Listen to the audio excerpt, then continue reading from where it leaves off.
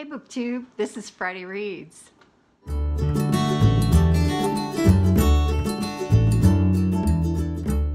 I'm Jen and I talk about audiobooks, and I have a lot of books to tell you about, so I'm just going to jump in and start off with The Last Girl on Earth, which is by Alexandra Blogier and narrated on audio by Kim Mai Guest.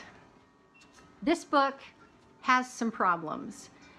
I want to tell you straight away that I rated it 3 stars, but it has a rating of 2.86 on Goodreads, and I think that that is very unfair. I got this book from Penguin Random House, and so it has just come out, and it's a debut, and I think, okay, I don't think it's a bad book. I really think it has its problems, but it's not the worst book I've ever read. And that rating on Goodreads, I just think is completely unfair. So let me tell you about the book. It is YA. It's sci-fi. It's about a girl who is the last human on Earth. She's the last human because there's an alien race that has come in and saw what humans were doing to the planet and said, you guys can't take care of anything. We're getting rid of you. Goodbye. We're taking over.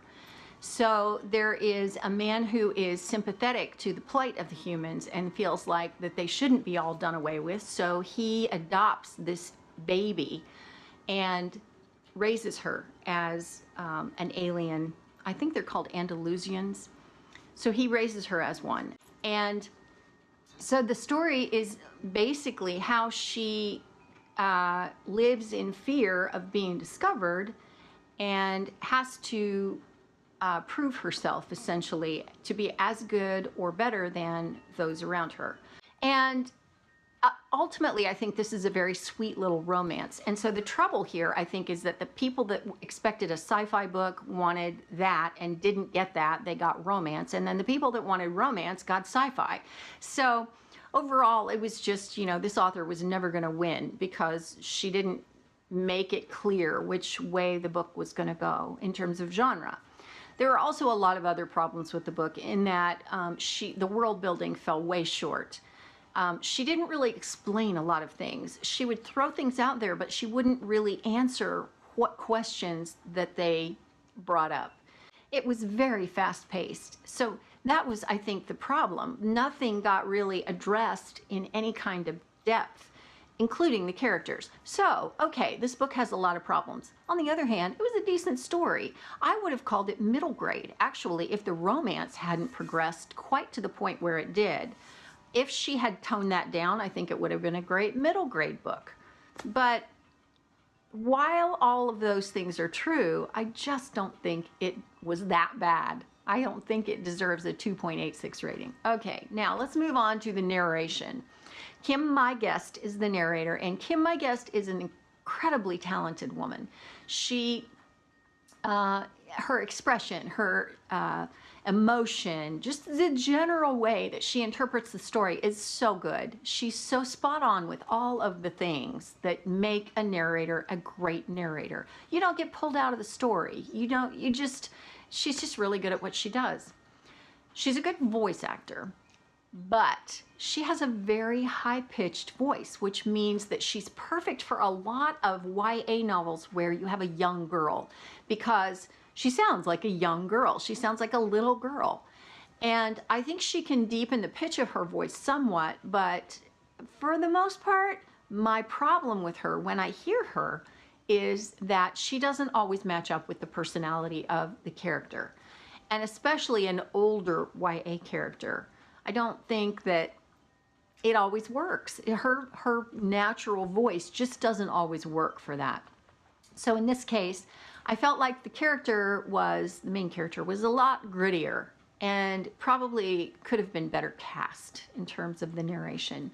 So high points on the narration, and yet I thought she wasn't the best choice. Actually, I think someone like Emma Galvin might have been better. I had to pick up a romance, of course, so I listened to Anything But Minor by Kate Stewart. This is narrated on audio by Lisa Zimmerman. This is a baseball romance, enough said, you know, the standard fare. But Lisa Zimmerman, I was so impressed with.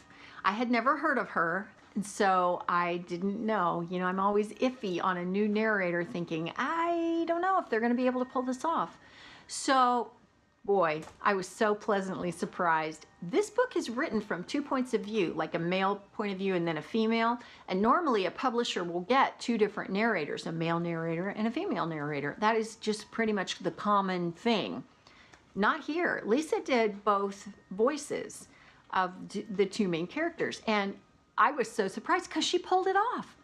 Whoa, that really shocked me. I thought, you know, a pretty good trick. So I was very impressed with that. The story is your like I say, your basic stuff. And so I ended up giving it 3 stars, but I got to tell you, that narration got 4.5 stars from me, if I were to rate it on that alone. And continuing with the romance thing, I read as an ebook, because it's not available on audio, A Stone-Kissed Sea by Elizabeth Hunter. This is book 4 in her Elemental World series. She has this elemental thing going on. She's got the Elemental Mysteries, which are the first 4 books in the series. They're vampire books, adult, paranormal, romance. And then you have these 4 books, which is the Elemental World series, and there are some novellas in between, and they pick up side characters and carry on the series. There's also an overarching kind of plot line having to do with a drug that's making everybody sick and killing a lot of people, and they got to figure out a cure. And then there is another series of books that continues on after this called the Elemental Legacy series. So you got 3 series going on here, and this book that I just read is the 4th of the middle series. Hope that makes sense. Okay, so A Stone-Kissed Sea. It winds up the whole drug is killing everybody plot line. Thank God, because I thought that was getting a little tired, and that's why it took me so long to read this book. The thing about these books is that Elizabeth Hunter is really good at this. She's really good at characters. She's really good at the whole world building thing. It makes sense. This had to do with an earth vampire who has been around for thousands of years, and he is a scientist and a doctor, and he's trying to find this cure. And so then there's a human doctor slash, I don't know, researcher she's brilliant, and he's working with her, and then she dies in a car accident. So as she's dying, he has his friend turn her into a vampire so that he can not lose her mind. He's very curmudgeonly, you know, he's kind of a grump. He hates everybody and everything. He's like, everybody just go away. But although he has an antagonistic relationship with this other woman, he needs her. He needs her because she's smart. So turns her into a vampire. She now hates him because of that, because she didn't want to be one. And yeah, we go from there. Great romance, great story. Thank God that plot line's over. I don't know. It's probably just me. I think there are a lot of people who are sad that plot line is over. But I just, you know, I love Elizabeth Hunter. I really do. She's really active on Instagram. And this is a very worldly woman who has been all over the place in places, and writes about places in the world that I'm not familiar with, like Ethiopia and Cappadocia and Turkey and the Middle East and the UK. She's just done her research, and she's good at what she does. So I love her writing. I highly recommend her. Even though I gave this book 3 stars, I don't know, I may up it to 4. I liked it a lot. I'm going to keep reading whatever she writes. In 27 Days is by Alison Gervais, and it is narrated on audio by Hoffman. I didn't like this narration at all. I thought that this narrator is finding her feet. She's probably new. I don't know. I haven't researched her. Maybe she's, you know, narrated thousands of books, and I just don't know about it. But she's not really a very good voice actor. She's a good reader, but she sounds like she's reading.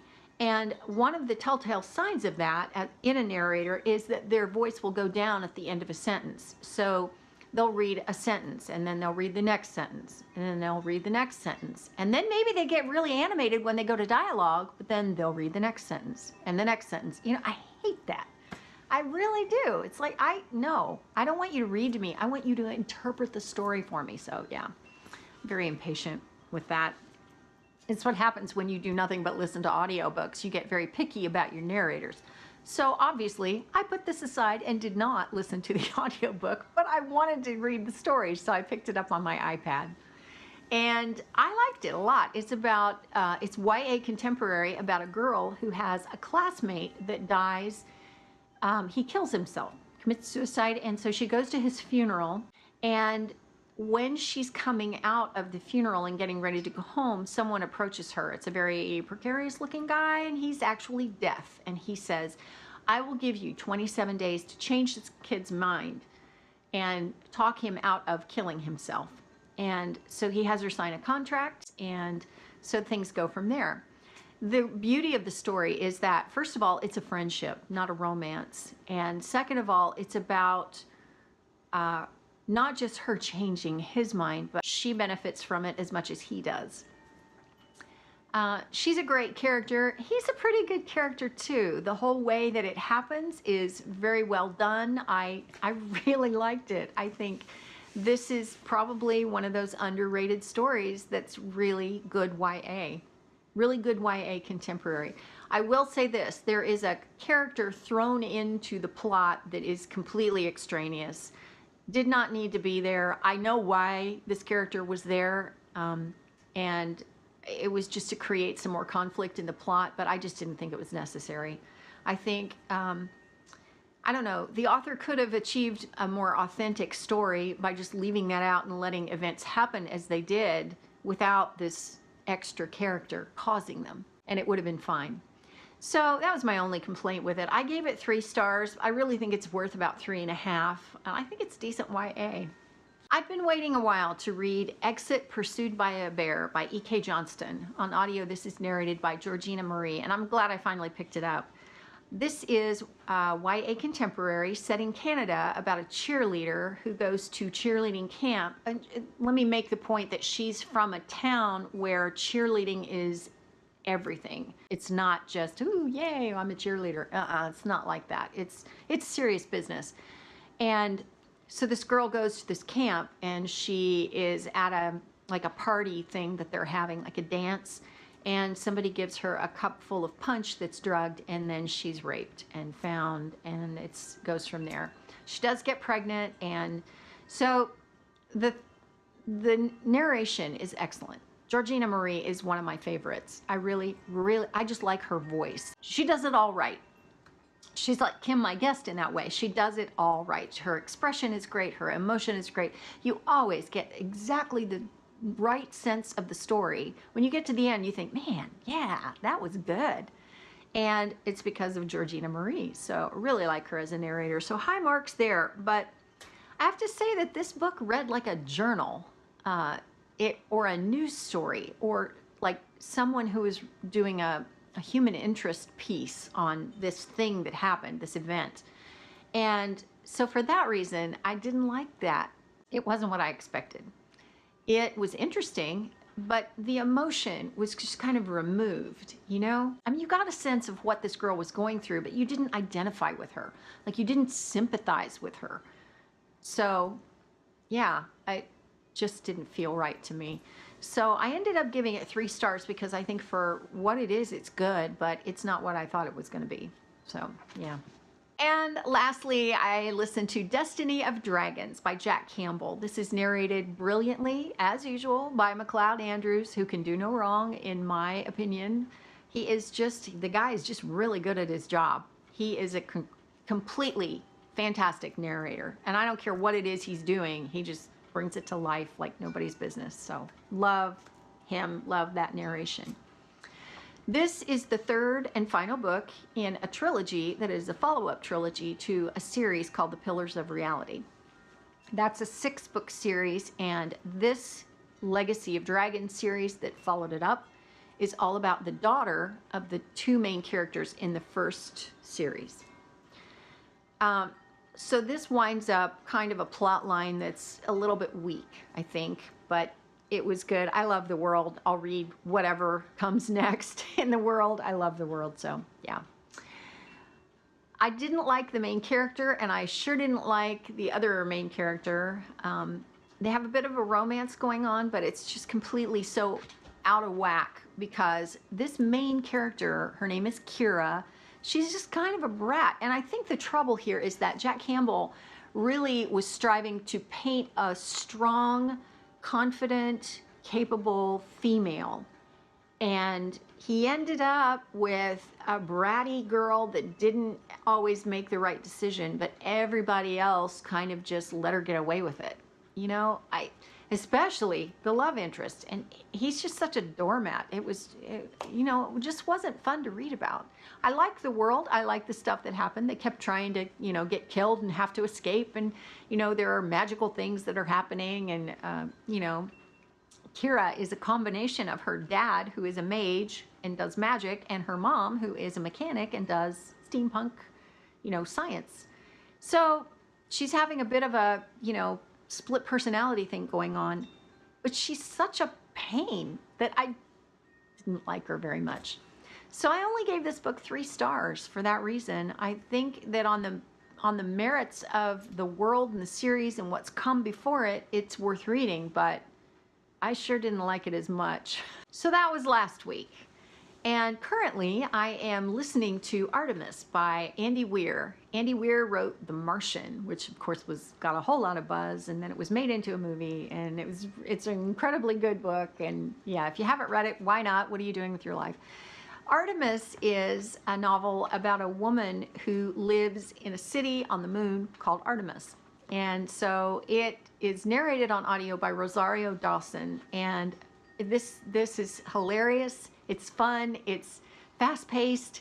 It's got the mafia and thieves and a really smart main character who's in trouble a lot. She's kind of one of those people that I think some kids, you look at them and you go, that kid is either going to be the president or in jail. And because they're so smart, yeah, she's the kind that's probably going to be in jail. Except she's pretty smart, so she's evaded that for as long as she has. So she's 26, so this is adult, and I think this book has gotten a lot of criticism, but I like it. I like it a lot. I'm not finished with it yet, but it just keeps getting better and funnier and better. So this is really a fun book. So I will probably finish that up pretty soon. I'm not sure how much longer I have to listen. I will check right now, and it looks like 2 hours and 11 minutes. So I'll probably get that done today. And then I'm also listening to Say You'll Stay by Corinne Michaels, which is Return to Me, Book 1, narrated by Andi, Arndt, and Sebastian York. I did read book number 2 in this series. It's adult romance, and I liked it. It's got some decent characters. It's got a decent plot line. This may go a little beyond a 3-star book. We'll see. It's a gorgeous day outside. I cannot wait to get out in it and go run errands because the sun is shining and it's a little bit warmer and life is good. All's right with the world, especially when the sun is shining and you need sunglasses. So let me know what you're reading. Let me know how your weekend is going. And that's it for now for me. So I will see you next time. Thanks for watching.